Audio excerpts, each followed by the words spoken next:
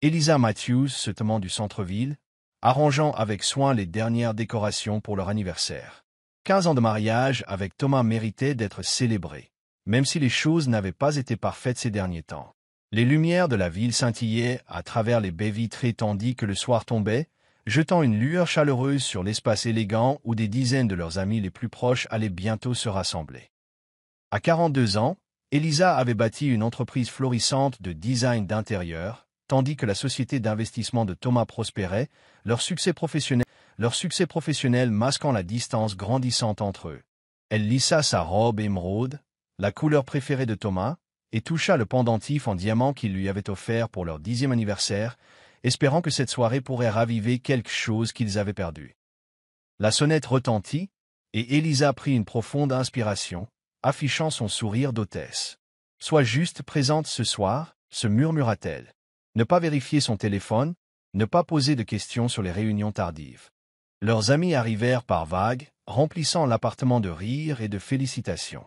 Thomas parcourait la pièce avec son charme caractéristique, sa haute stature et son sourire confiant attirant les gens comme toujours.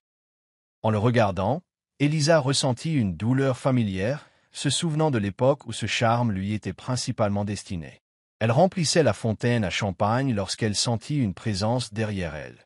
« Tu es magnifique ce soir », dit la voix de Thomas, plus grave que d'habitude, sa main reposant légèrement sur sa taille. Quelque chose semblait différent.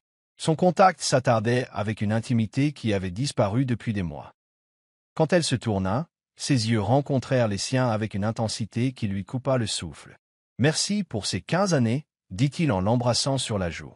Le geste était si tendre qu'Elisa se surprit à retenir des larmes inattendues. Un instant, elle s'autorisa à espérer. Peut-être que cette soirée marquerait un nouveau départ. Au fur et à mesure que la soirée avançait, Elisa remarqua que Thomas regardait sa montre à plusieurs reprises après 21 heures. Son téléphone vibra dans sa poche, et le léger sourire qui traversa son visage lui glaça le sang. Elle avait déjà vu ce sourire. Il ne lui était pas destiné. À 22 heures, Thomas était devenu distrait, ses yeux dérivant fréquemment vers la porte. Lorsque la sonnette retentit à nouveau, Elisa était en pleine conversation avec sa colocataire d'université. Elle ne remarqua pas immédiatement la femme éblouissante qui entra, grande, blonde, et ayant au moins 10 ans de moins qu'Elisa. Elle portait une robe rouge ajustée qui attirait l'attention, sa confiance évidente à chacun de ses pas. Ce ne fut que lorsque la pièce devint inhabituellement silencieuse qu'Elisa leva les yeux, suivant le regard de tout le monde vers l'endroit où Thomas se tenait figé, fixant la nouvelle venue avec un désir non dissimulé. La femme, Vanessa, comme Elisa l'apprendrait plus tard, n'hésita qu'un instant avant de traverser la pièce directement vers Thomas. Ce qui se passa ensuite sembla se dérouler au ralenti. Thomas, oubliant apparemment qu'ils étaient entourés d'amis et de collègues, prit le visage de Vanessa entre ses mains et l'embrassa profondément, passionnément, sans réserve. Le genre de baiser qu'Elisa n'avait pas reçu depuis des années. La pièce tomba dans le silence. Les verres cessèrent de tinter. Les conversations s'interrompirent en plein milieu. Tous les yeux firent la navette entre le couple enlacé et Elisa, attendant l'effondrement inévitable, la scène, les larmes. Mais Elisa ne pleura pas. Elle ne cria pas, ne jeta rien, ne s'effondra pas en un tas d'humiliation. Au lieu de cela, un calme étrange l'envahit, comme si elle regardait une pièce qu'elle avait déjà vue, connaissant déjà la fin. Les pièces du puzzle s'emboîtèrent. Les nuits tardives, les voyages d'affaires, la distance émotionnelle, les changements de mots de passe sur son téléphone. Elle reposa sa flûte de champagne avec un soin délibéré et se dirigea vers eux, ses pas mesurés et sans hâte. Thomas et Vanessa se séparèrent lorsque quelqu'un s'éclaircit bruyamment la gorge. Les yeux de Thomas s'écarquillèrent d'horreur lorsqu'il réalisa ce qu'il avait fait, où il était, qui regardait. Son visage se vida de toute couleur à l'approche d'Elisa. « Eliza » commença-t-il, mais elle leva une main, le réduisant au silence. La pièce retenait son souffle. « Je crois, » dit Elisa, sa voix claire et assurée, « que vous m'avez confondu avec quelqu'un qui ne connaît pas sa valeur. » Elle se tourna vers Vanessa, dont la façade assurée s'était légèrement fissurée. « Il est tout à vous maintenant. J'espère que vous réalisez ce que vous obtenez. » Puis, s'adressant à la salle stupéfaite. « Merci à tous d'être venus célébrer 15 ans de ce que je pensais être un mariage. La fête est terminée, mais s'il vous plaît, prenez du gâteau en partant. Sur ce, Elisa se dirigea vers leur chambre, ferma doucement la porte derrière elle, et ce n'est qu'alors qu'elle laissa couler une seule larme. Dehors, elle pouvait entendre le remue-ménage gêné des invités qui partaient, des excuses murmurées et les tentatives désespérées de Thomas pour s'expliquer. Elle enfila des vêtements confortables, prépara un sac de voyage et appela sa sœur. Au moment où elle réapparut, seul Thomas restait, assis sur le canapé, la tête entre les mains. « Où vas-tu » demanda-t-il, la voix rauque. « Chez Claire. Je reviendrai demain pour discuter des prochaines étapes. » Thomas se leva, tendant la main vers elle. « Eliza. SILT plate. » Ce n'était pas ce que ça semblait être. J'ai été surpris de la voir. Je ne l'ai pas invitée. Eliza recula. 15 ans, Thomas. 15 ans, et tu n'as même pas pu faire semblant d'être fidèle le jour de notre anniversaire. Elle se dirigea vers la porte, puis s'arrêta. Le pire, ce n'est pas l'infidélité. C'est que tu voulais m'humilier. Tu voulais que je m'effondre devant tous ceux que nous connaissons. Pourquoi? Thomas n'eut aucune réponse. Le lendemain matin, après une nuit blanche dans l'appartement de sa sœur, Elisa rencontra une avocate spécialisée en divorce qui lui avait été recommandée par une cliente. L'avocate fut directe et efficace, exposant les options d'Elisa compte tenu de l'infidélité publique de Thomas. Armée de ces informations et d'une nouvelle résolution, Elisa retourna à l'appartement pour affronter son mari. Elle le trouva dans la cuisine, préparant du café, l'air de ne pas avoir dormi non plus. Mais quelque chose était différent. Sa posture, la façon dont il bougeait, même la façon dont il tenait sa tasse de café. « Thomas, nous devons parler » commença-t-elle fermement. Il se tourna, la confusion évidente sur son visage. « Je suis désolé, mais je pense qu'il y a eu un malentendu. Je suis James, le frère de Thomas. » Elisa resta momentanément sans voix. James et Thomas étaient des jumeaux identiques, mais James vivait à Singapour depuis 8 ans, dirigeant la branche asiatique de leur entreprise. Ils se parlaient occasionnellement pendant les vacances, mais Elisa ne l'avait pas vu en personne depuis les funérailles de leur père 4 ans auparavant. « Ce n'est pas drôle, Thomas, dit-elle froidement. Je ne suis pas d'humeur à jouer. James pose Sun Café. Elisa, c'est vraiment moi. J'ai pris l'avion hier pour faire une surprise à Thomas pour votre anniversaire, mais il a été appelé d'urgence pour l'affaire de Chicago. Il m'a demandé de venir vous expliquer, mais quand je suis arrivé, tout le monde a supposé que j'étais lui. Puis cette femme, Vanessa, completa Eliza automatiquement. Oui, Vanessa est arrivée, m'a appelé Thomas et m'a embrassé avant que je puisse expliquer. J'essayais de comprendre ce qui se passait quand vous vous êtes approchés. Au moment où j'ai réalisé le malentendu, vous étiez déjà parti dans la chambre et tout le monde partait. J'ai essayé d'expliquer aux invités, mais la plupart étaient déjà partis. Elisa s'affaissa sur une chaise de cuisine, son esprit tourbillonnant. Le comptoir en marbre poli semblait froid sous ses doigts alors qu'elle s'observait, essayant de traiter ce que James venait de lui dire. L'élégante cuisine du Penthouse, un espace qu'elle avait conçu elle-même avec tant de soin, lui parut soudain étrangère, comme si elle la voyait à travers les yeux de quelqu'un d'autre. « Où est Thomas maintenant » demanda-t-elle, sa voix à peine plus qu'un murmure, les mots s'étranglant dans sa gorge. James s'appuya contre le comptoir, sa posture si semblable à celle de Thomas que c'en était désorientant. Toujours à Chicago, son vol atterrit à midi. Il essaie de t'appeler toute la nuit, il est affolé. Elisa vérifia son téléphone, qu'elle avait mis en silencieux la nuit précédente. L'écran s'illumina de 17 appels manqués de Thomas, ainsi que d'une série de SMS de plus en plus inquiets. « Elisa, s'il te plaît, appelle-moi. James vient d'appeler. Que se passe-t-il? Es-tu d'accord? S'il te plaît, fais-moi juste savoir que tu es en sécurité. Je prends le premier vol de retour. S'il te plaît, parle-moi. » L'horodatage indiquait des appels tout au long de la nuit, le dernier il y a à peine 30 minutes. Elle reposa soigneusement le téléphone, comme s'il risquait de se briser. « Ça n'a pas de sens, » dit-elle, plus à elle-même qu'à James.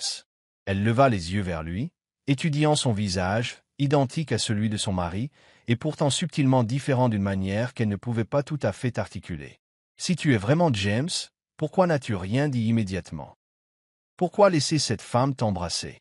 James passa une main dans ses cheveux, un geste si semblable à celui de Thomas que la poitrine d'Elisa se serra. Il arpenta la cuisine, ses mouvements trahissant son agitation. « Tout s'est passé si vite, » expliqua-t-il en se tournant vers elle. « Je venais d'arriver d'un vol de 20 heures depuis Singapour. J'étais en décalage horaire et complètement désorienté.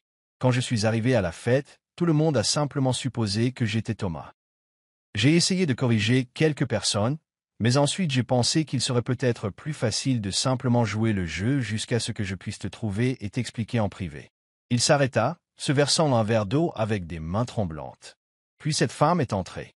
Elle m'a appelé Thomas et m'a embrassé avant que je puisse même réaliser ce qui se passait. Au moment où j'ai compris ce qui se passait, tu faisais déjà ton discours et tu partais. Et après? Insista Elisa, sa voix se durcissant. Après que j'ai quitté la pièce. Tu as eu tout le temps alors. L'expression de James devint douloureuse. J'ai essayé. Après que tout le monde soit parti, j'ai immédiatement appelé Thomas pour savoir qui était Vanessa et ce qui se passait. Il était aussi confus que moi. Nous avons passé des heures au téléphone à essayer de comprendre. L'esprit d'Elisa tourbillonnait d'implications. Si c'était vraiment James, alors Thomas ne l'avait pas publiquement humilié. Il n'avait pas embrassé une autre femme à leur fête d'anniversaire, mais cela laissait toujours Vanessa, qui croyait clairement embrasser Thomas, son amant. « Peux-tu prouver que tu es James ?» demanda-t-elle soudainement. Il parut surpris, puis pensif. « Bonne question. » Il sortit son passeport de sa poche arrière et le lui tendit. Le document avait été délivré à Singapour avec la photo et les coordonnées de James. Il lui montra également son téléphone avec son numéro de Singapour et son historique d'appels récents vers Thomas. « J'ai aussi ça, » dit-il en retroussant sa manche pour révéler un petit tatouage sur son avant-bras, un caractère chinois. Thomas n'a pas ça. Je l'ai fait il y a 5 ans à Hong Kong.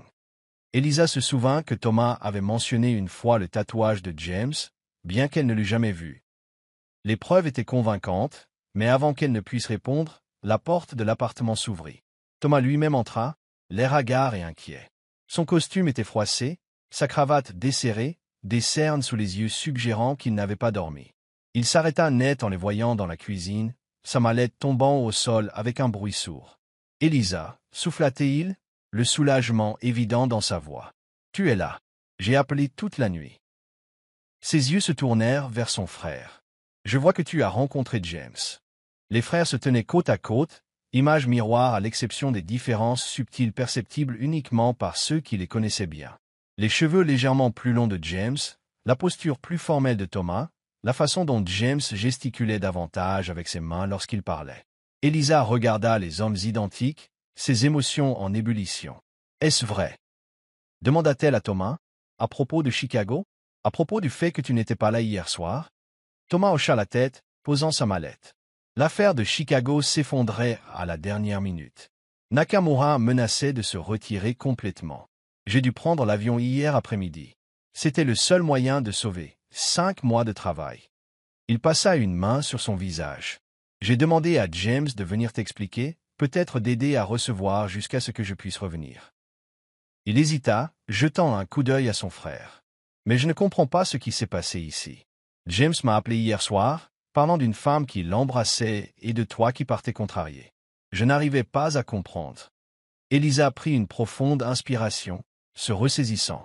Ton frère a été embrassé par ta maîtresse, Thomas. Vanessa, devant tous nos amis et collègues. Le jour de notre anniversaire, Thomas pâlit visiblement, regardant Elisa et James avec une horreur croissante. Ma quoi? Je ne connais aucune Vanessa. James s'éclaircit la gorge maladroitement. Grande blonde, robe rouge, très entreprenante. Elle savait exactement qui tu étais. Elisa ajouta, observant attentivement le visage de Thomas. Elle t'a appelé par ton nom, t'a embrassé. Lui, comme si elle l'avait fait 100 fois auparavant. Thomas secoua lentement la tête, sa confusion paraissant sincère. Je n'ai jamais rencontré personne du nom de Vanessa. Je te le jure, Elisa. Un lourd silence tomba sur la cuisine tandis que les implications s'imposaient. Si Thomas disait la vérité, alors qui était Vanessa? Et pourquoi avait-elle embrassé un homme qu'elle croyait être Thomas avec une telle familiarité? Le téléphone de James sonna, brisant la tension. Il jeta un coup d'œil à l'écran. C'est mon assistante à Singapour. Je devrais prendre cet appel, cela pourrait être pertinent. Il sortit sur le balcon, fermant la porte vitrée derrière lui. Thomas s'approcha prudemment d'Elisa, comme si elle risquait de s'enfuir. Je ne comprends pas ce qui se passe, mais je te jure que je n'ai pas de liaison. Elisa étudia le visage de son mari, identique à celui qu'elle avait vu embrasser une autre femme quelques heures auparavant. Le visage à côté duquel elle s'était réveillée pendant 15 ans. Le visage qu'elle pensait connaître mieux que le sien. Alors explique les nuits tardives, Thomas. Dit-elle, sa voix assurée malgré le tumulte intérieur. Explique les changements de mots de passe sur ton téléphone. Explique pourquoi tu es si distant émotionnellement depuis des mois. Explique pourquoi une femme que je n'ai jamais rencontrée entrerait dans notre fête d'anniversaire et t'embrasserait comme si elle en avait tout à fait le droit. Thomas s'affaissa sur une chaise en face d'elle, l'air soudain épuisé. Il desserra davantage sa cravate, un geste de vulnérabilité qui n'échappa pas à Elisa. L'affaire de Chicago me consume depuis des mois. Commença-t-il, la voix basse. C'est la plus grosse affaire de ma carrière. Elle pourrait doubler la valeur de notre entreprise du jour au lendemain. Mais elle ne tient qu'à un fil, et j'ai eu terriblement peur d'échouer. Il leva les yeux vers elle, les yeux rougis. J'ai été distant parce que j'ai eu peur, Elisa. Peur de te décevoir, de décevoir le conseil d'administration, de me décevoir moi-même. Il tendit la main vers la sienne par-dessus la table, mais s'arrêta net, incertain si le geste serait bienvenu. Les changements de mots de passe, c'était parce que je préparais ton cadeau d'anniversaire, un voyage à Paris. Je voulais que ce soit une surprise. J'ai coordonné avec Claire et Rebecca pour que ce soit parfait. Le cœur d'Elisa manqua un battement à la mention de Paris, une destination de rêve qu'elle avait mentionnée à Thomas des années auparavant, mais qu'elle pensait qu'il avait oublié. Thomas sortit son téléphone, le déverrouilla et le lui tendit. « Regarde tout ce que tu veux. Historique des appels, messages, emails. Je n'ai rien à cacher. » Elisa prit le téléphone avec des mains tremblantes. Une partie d'elle ne voulait pas regarder, craignant ce qu'elle pourrait trouver. Craignant d'être tournée en ridicule. Mais une autre partie avait besoin de connaître la vérité, avait besoin de certitude d'une manière ou d'une autre. Elle parcourut d'abord ses messages. Communication professionnelle, SMS avec son frère, message avec Claire concernant des recommandations de restaurants à Paris. Rien de suspect. Pas de Vanessa. Son courrier électronique était tout aussi innocent. Correspondance professionnelle, confirmation de vol et des dizaines de mails avec un agent de voyage concernant la planification d'un voyage d'anniversaire surprise. Elle trouva des itinéraires détaillés pour Paris, soigneusement planifiés pour inclure tous les musées et quartiers qu'elle avait toujours voulu visiter. Son historique d'appels montrait des appels fréquents à James, au bureau, à Claire et à son propre numéro. Encore une fois, pas de femmes inconnues, pas de schéma suspect. Finalement, elle vérifia ses photos, se préparant à ce qu'elle pourrait trouver. Au lieu de preuves incriminantes, elle trouva des captures d'écrans d'hôtels parisiens, des photos de la Tour Eiffel et une photo de billets électroniques pour leur vol, prévus pour la semaine suivante. Elle trouva tout pour étayer son histoire, et rien pour la contredire. « Je ne comprends pas », murmura-t-elle en lui rendant le téléphone. La certitude qu'elle avait ressentie la nuit dernière s'effritait, laissant place à la confusion. Si tu n'as pas de liaison avec Vanessa, alors qui est-elle?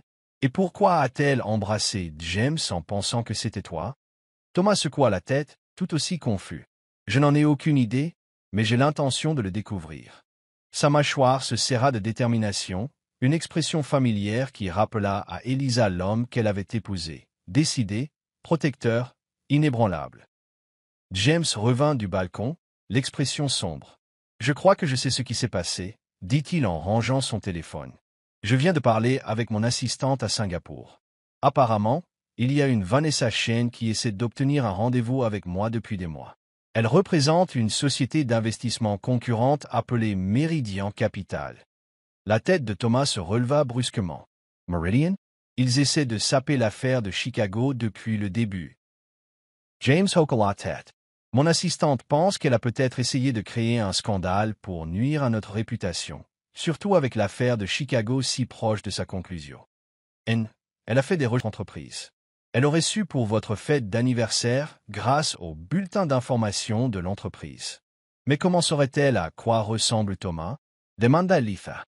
Nos photos sont sur le site web de l'entreprise, expliqua Thomas. Et j'ai pas mal fait la une de la presse financière ces derniers temps, à cause des négociations de Chicago. Les pièces du puzzle commencèrent à s'assembler. Vanessa avait ciblé celui qu'elle pensait être Thomas, le visage de l'entreprise en Amérique du Nord, espérant créer exactement la scène qui s'était déroulée. Elle n'aurait pas pu savoir pour la visite surprise de James ou la complication des jumeaux identiques. Alors, c'était du sabotage industriel? Demanda Elisa, incrédule, le scénario lui paraissant trop tiré par les cheveux pour être réel. Il semblerait, confirma James. Mon assistante contacte le service juridique en ce moment même. Nous aurons besoin de vos dépositions à tous les deux sur ce qui s'est passé. Thomas tendit la main à Elisa, et cette fois, elle ne la retira pas. Je suis tellement désolé que cela soit arrivé, Elisa, surtout le jour de notre anniversaire. Son contact était chaleureux, familier. La même main qui avait tenu la sienne lors des funérailles de son père, lors de 2 fausses couches, lors d'innombrables moments, joyeux et douloureux, au cours de ces 15 années. Elle voulait le croire, voulait croire que la vie qu'ils avaient construite n'était pas basée sur des mensonges. Mais quelque chose clochait encore. Elisa ne répondit pas immédiatement. Le soulagement de savoir que Thomas ne l'avait pas trahi se heurtait à la prise de conscience de la rapidité avec laquelle elle avait cru le pire. À quel point elle avait été prête à supposer son infidélité. Qu'est-ce que cela disait de leur mariage? Nous devons parler, dit-elle finalement, retirant doucement sa main. Pas de Vanessa ou d'espionnage industriel, de nous. De pourquoi j'ai si facilement cru que tu m'humilierais comme ça. Thomas hocha la tête solennellement, comprenant la gravité de ce qu'elle disait. Tu as raison. James s'éclaircit la gorge maladroitement. Je devrais vous laisser un peu d'intimité. Je serai à l'hôtel si vous avez besoin de moi. Il rassembla ses affaires, serrant l'épaule de Thomas en signe de soutien avant de partir. Lorsque la porte se referma derrière lui, l'appartement tomba dans le silence. Elisa et Thomas étaient assis l'un en face de l'autre à la table de la cuisine. 15 ans de mariage entre eux, remplis d'amour et de rire, mais aussi de blessures tacites et d'une distance grandissante. Je dois savoir pourquoi, commença Elisa, la voix assurée. Pourquoi ai-je immédiatement cru que tu avais une liaison? Pourquoi n'ai-je même pas remis cela en question une seule seconde? Thomas baissa les yeux sur ses mains. Parce que j'ai été absent, admit-il doucement. Pas physiquement, bien qu'il y en ait eu trop aussi avec tous les voyages. Mais émotionnellement, j'ai été là sans être présent. Quand cela a-t-il commencé? Demanda-t-il. Quand avons-nous cessé de nous parler? Ils se déplacèrent dans le salon, s'asseyant aux extrémités opposées du canapé qu'ils avaient choisi ensemble des années auparavant, se rapprochant progressivement à mesure que les murs commençaient à tomber. Thomas admit comment la pression du travail l'avait conduit à se retirer émotionnellement plutôt que d'accabler Elisa de ses craintes d'échec. « Je ne voulais pas que tu me vois comme faible, avoua-t-il. Tu m'as toujours vu comme le fort, le pourvoyeur, le protecteur. Je ne savais pas comment te dire que j'avais terriblement peur d'échouer. Mais c'est exactement à ce moment-là que j'avais besoin que tu me parles, rétorqua Elisa. Au lieu de cela, tu m'as exclu. Sais-tu ce que j'ai ressenti? Te voir te retirer de plus en plus loin de moi. Je pensais te protéger, dit Thomas, la voix brisée. Je pensais être fort. Ce n'est pas de la force, Thomas, c'est de l'orgueil. Il hocha la tête, acceptant la vérité de ses paroles. Tu as raison, j'avais tort. Elisa avoua son insécurité grandissante à mesure que Thomas devenait plus distant. Comment elle avait commencé à douter d'elle-même et de leur relation. J'ai commencé à me demander si tu t'ennuyais avec moi, admit-elle. Si tu regrettais de m'avoir choisi. Si tu cherchais quelque chose, quelqu'un d'autre. Jamais, dit Thomas avec véhémence. Pas un seul instant. Mais comment le saurais-je? Le défia Elisa. Tu as arrêté de me dire des choses. Tu as changé le mot de passe de ton téléphone. Tu rentrais de plus en plus tard. Que étais-je censé penser? J'ai arrêté de te dire des choses parce que je ne voulais pas t'inquiéter, expliqua Thomas, passant une main dans ses cheveux avec frustration. Mais en essayant de te protéger, je t'ai fait sentir exclu. Et j'ai interprété ta distance comme du désintérêt ou pire. Elisa reconnut la prise de conscience, douloureuse mais nécessaire. Au lieu de demander directement, j'ai fait des suppositions. Ils parlèrent des schémas de communication dans lesquels ils étaient tombés. Des besoins qui n'avaient pas été exprimés. Des attentes qui n'avaient jamais été articulées. Ils parlèrent des fausses couches qu'ils n'avaient jamais complètement surmontées. De la décision d'arrêter d'essayer d'avoir des enfants qui avaient laissé des cicatrices invisibles sur eux deux. Je pense que nous nous sommes tous les deux retirés sur un terrain plus sûr, réfléchit Thomas. Le travail était quelque chose que je pouvais contrôler quand je ne pouvais pas contrôler si nous aurions une famille.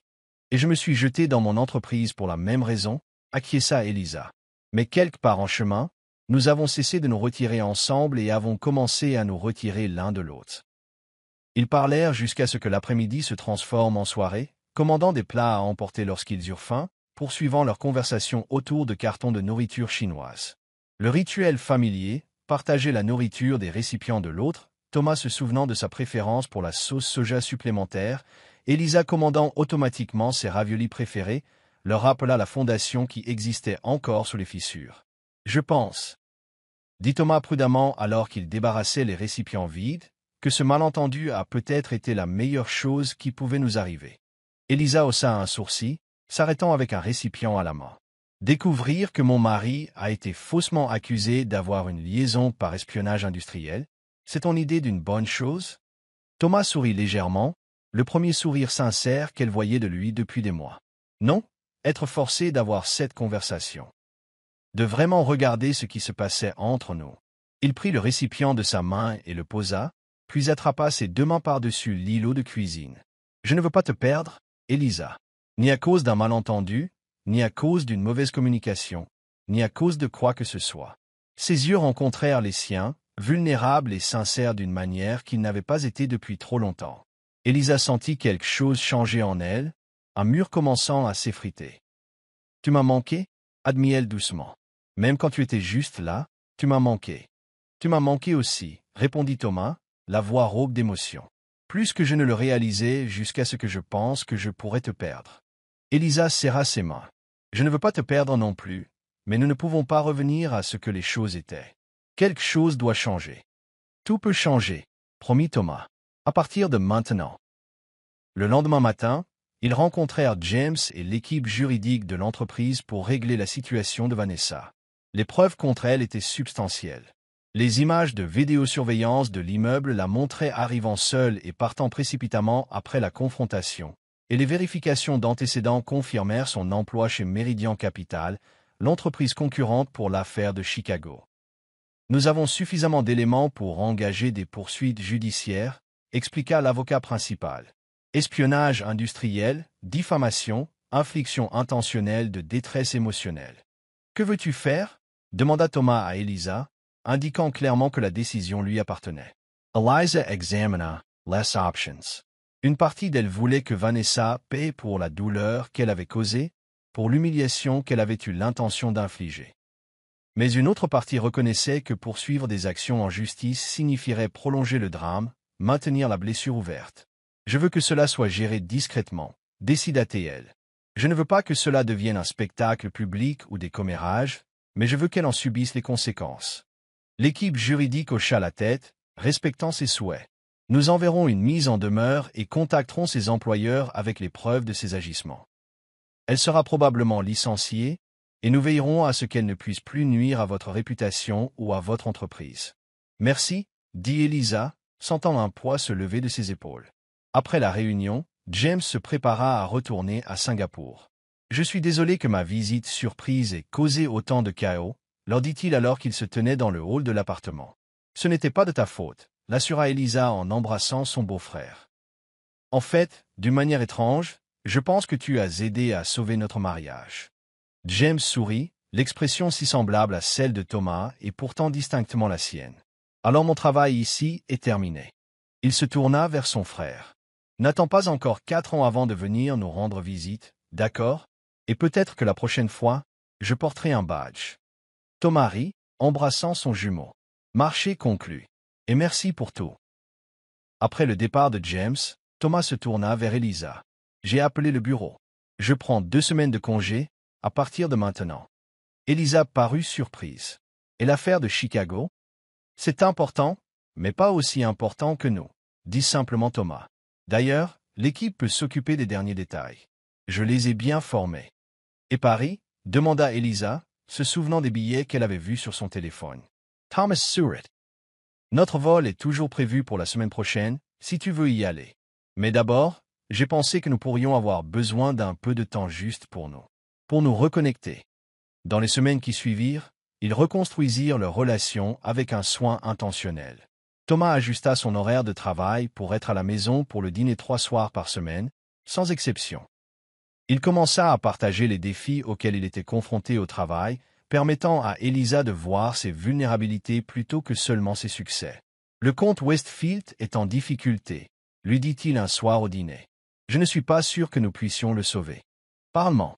Elisa l'encouragea et l'écouta expliquer les complexités, offrant des perspectives qu'il n'avait pas envisagées. Tu sais, tu ferais une excellente consultante en affaires, lui dit-il par la suite. Tu vois les choses différemment de moi. Elisa commença à le rejoindre pour le déjeuner à son bureau de temps en temps, se familiarisant davantage avec son monde du travail. Elle rencontra ses collègues, vit le respect qu'ils avaient pour lui et comprit mieux les pressions auxquelles il était confronté quotidiennement. Ils instituèrent un bilan hebdomadaire, un moment protégé pour discuter des préoccupations avant qu'elles ne dégénèrent en suppositions.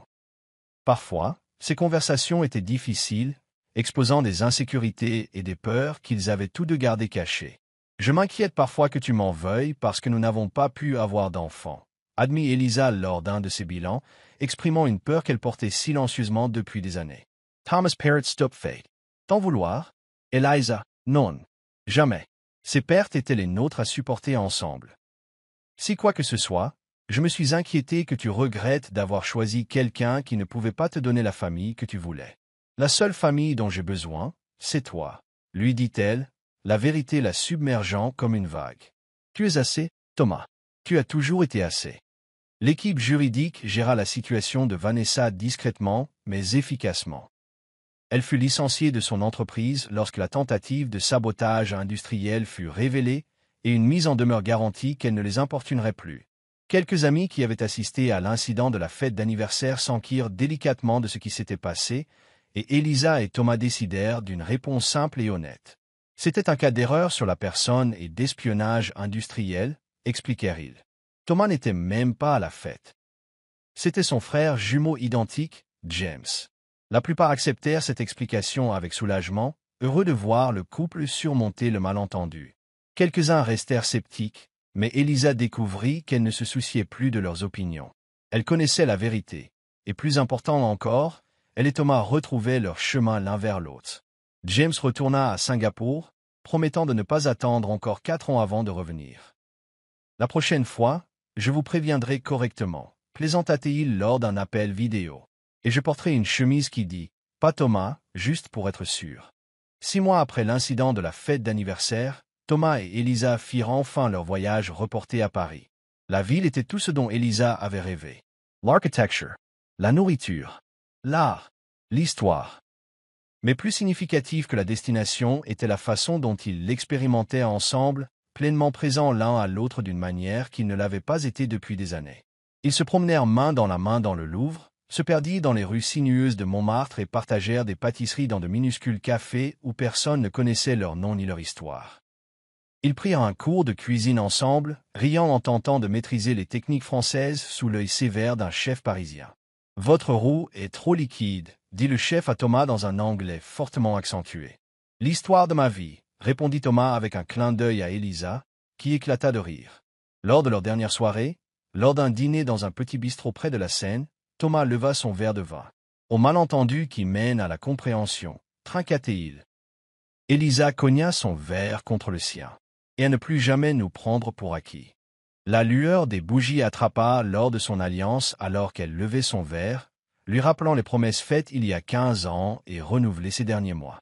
Ils avaient surmonté une tempête qui aurait pu détruire un mariage plus faible, en sortant plus fort pour l'avoir affronté ensemble. Plus tard, en se promenant le long du fleuve, Elisa réfléchit à quel point ils avaient failli tout perdre à cause de suppositions et d'une mauvaise communication.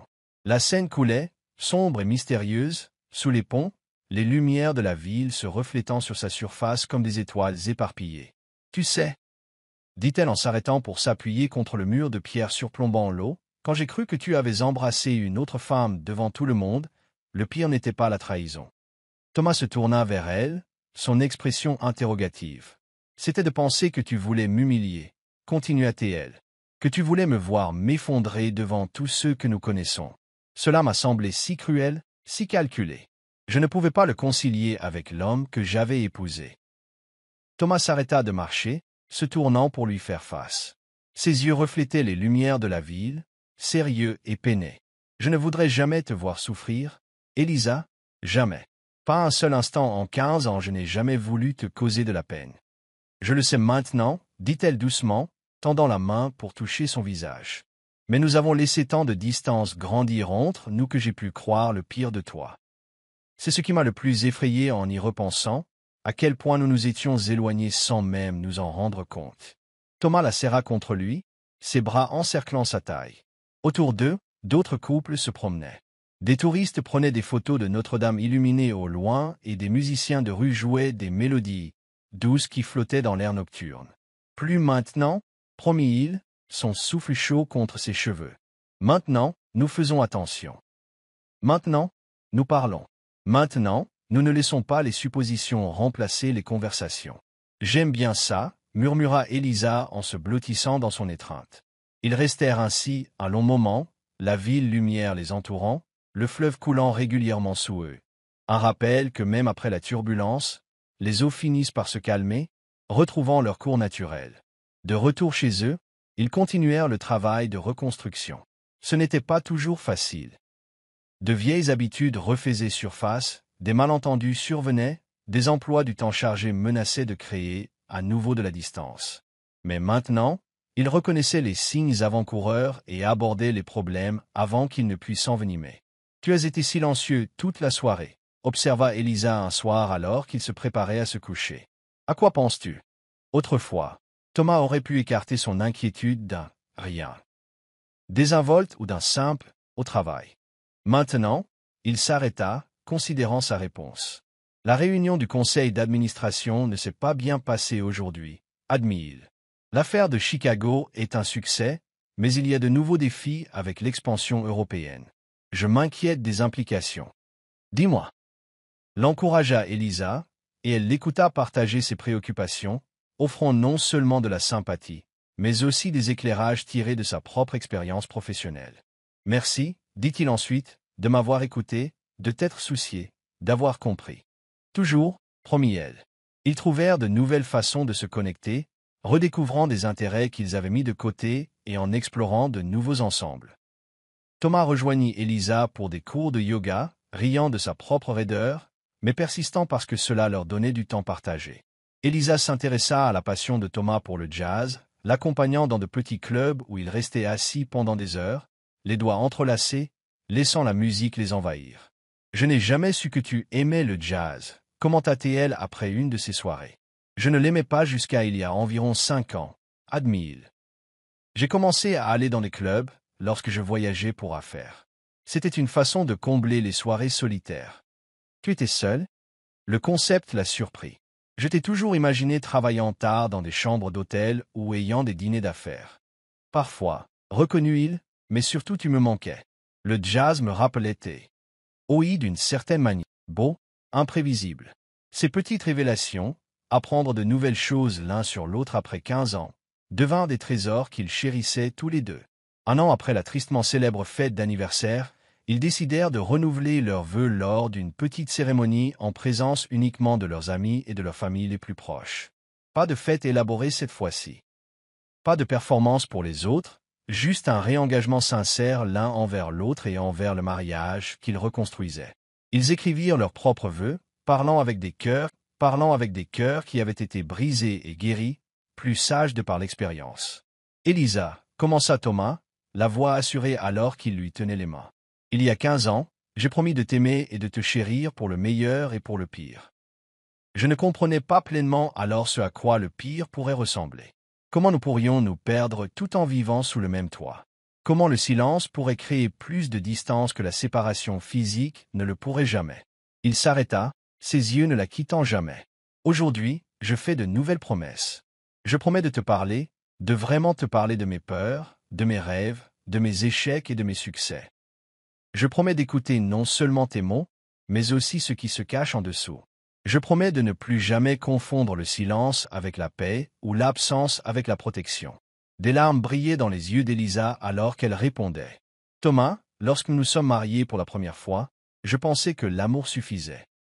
J'ai appris que ce n'est que le début, que le mariage exige du courage, de l'honnêteté et la volonté d'être vulnérable même lorsque c'est terrifiant. » Sa voix se fit plus forte alors qu'elle continuait. « Je promets de demander au lieu de supposer, de parler au lieu de me taire, de te tendre la main au lieu de me retirer.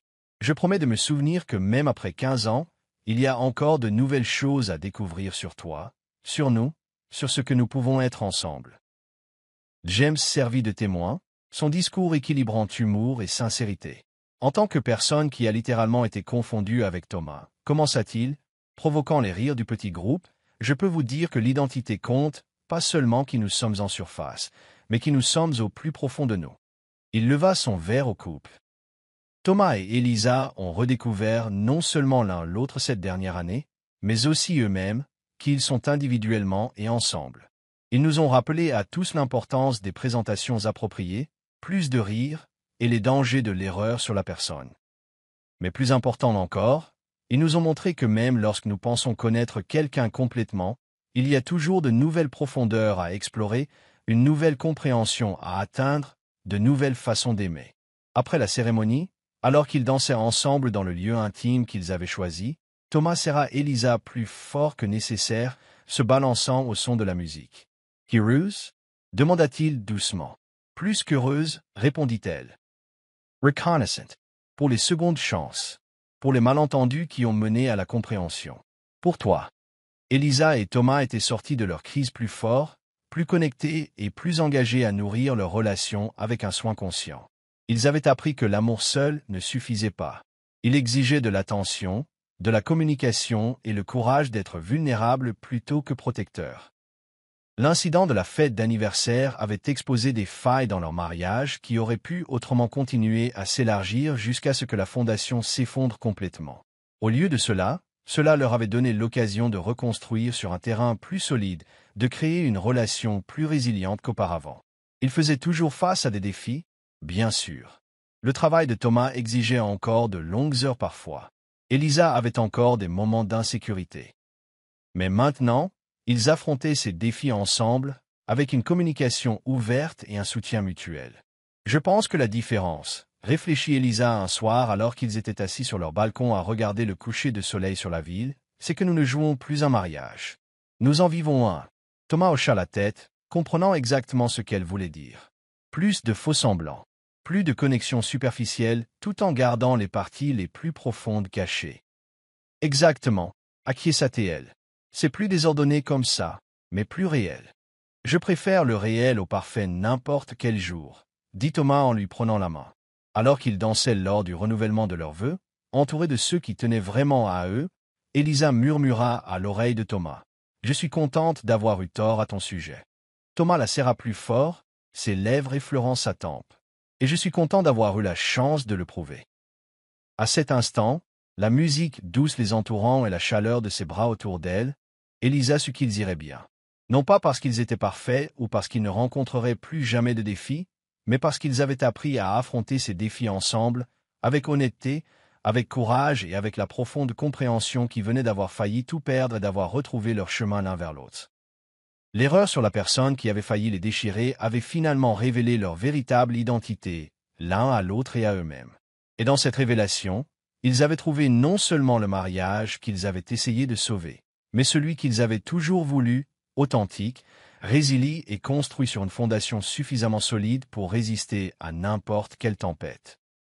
Si vous avez apprécié cette histoire sur l'erreur d'identité et le renouvellement des relations, veuillez aimer cette vidéo et vous abonner à notre chaîne pour plus d'histoires émouvantes sur les relations.